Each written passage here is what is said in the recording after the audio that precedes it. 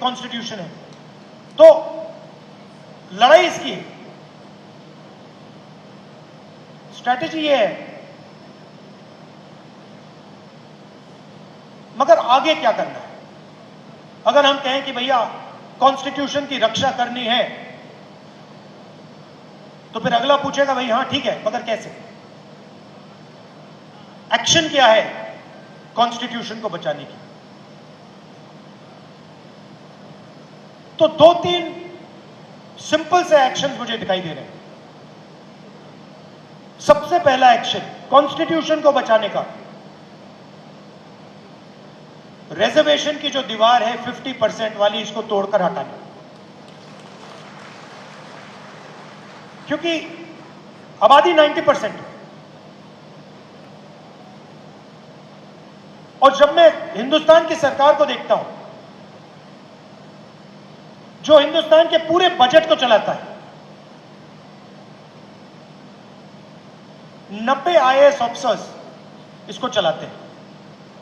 हिंदुस्तान के बजट का सारा पैसा, 100% पैसा ये 90 लोग डिसाइड करते हैं।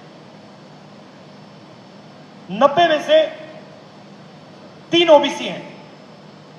आपकी आबादी 50% कम से कम, 90 में से 3 आपके।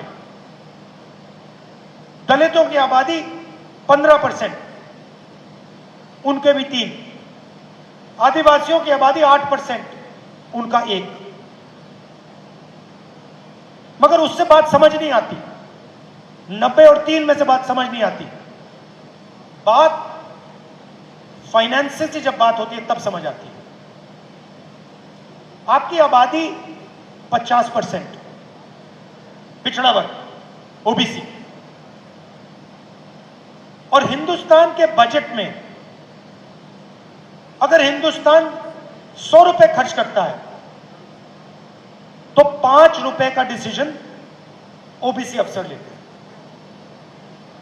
आबादी 50% और फाइनेंशियल डिसीजन 5%। दलित 15% आबादी, 100 रुपए में से 1 रुपए का निर्णय वो लेते हैं। और आदिवासी 8%, 100 रुपए में से 10 पैसे का निर्णय वो लेते हैं। तो अगर आप 90% का पूरा फाइनेंशियल डिसीजन मेकिंग पावर जोड़ दो,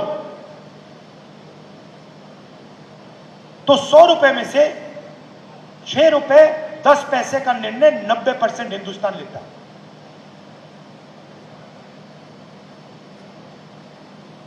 ₹6 100 रुपए में से 90% डिसाइड करता है।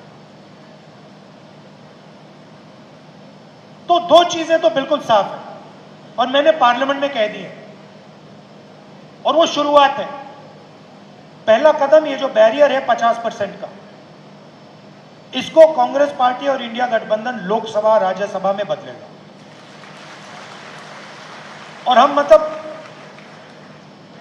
ऐसे वायदे नहीं करते हैं, आप जानते हो, जब हम कुछ कहते हैं हम करके दिखाते हैं।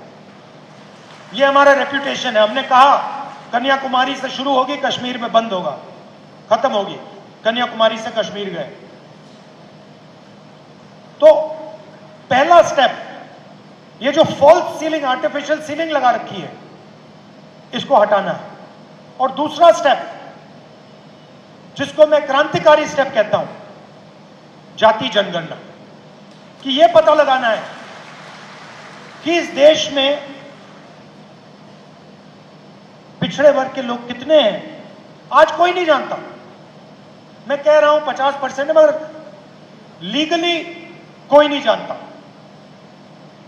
अगर आप मेरे पास आए और आपने कहा नहीं 10% है, तो लीगली आप भी सही हो, मैं भी सही।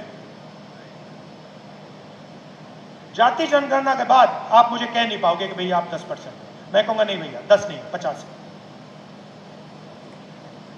दूसरी बात, जब हम जाति जनगणना की बात करते हैं, हम सिर्फ कास्ट सेंसस की बात नहीं करते हैं,